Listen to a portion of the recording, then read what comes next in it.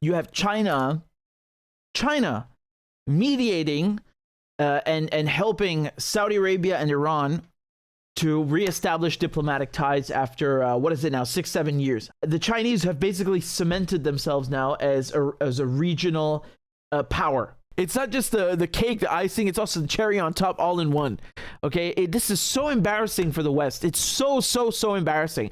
All you hear, you go to these supposedly fancy foreign policy schools where they teach you nothing but Western superiority complex, and they'll drum into your head like, why is the Middle East in such duress? Oh, I know why. It's because you have these Sunnis who are fighting these Shia, and they just hate each other, and that's the logic, right? And yet suddenly the Chinese Communist Party, who according to Pompeo is such a threat, they're able to mediate between a Sunni kingdom, right, and a Shia republic. I mean, they got to be doing something right, man. It's like, in Iraq, after the invasion of Iraq, the invasion itself was a huge crime, but then you had this quote unquote the sectarian violence flaring up, like it just came out of nowhere like a volcano.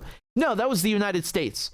That was the United States creating the environment for something like this to happen and fueling that fire. So they'll take whatever fissure there is, whatever crack, and then try to expand it a million times. The Chinese, on the other hand, they do the opposite. They're like, look, you guys can work together on this. You can, resume these economic agreements that you had, which is part of the agreement. They try to show them what the benefit is and what they can work on together. That's the difference. Mediation, diplomacy, this is a Chinese trait.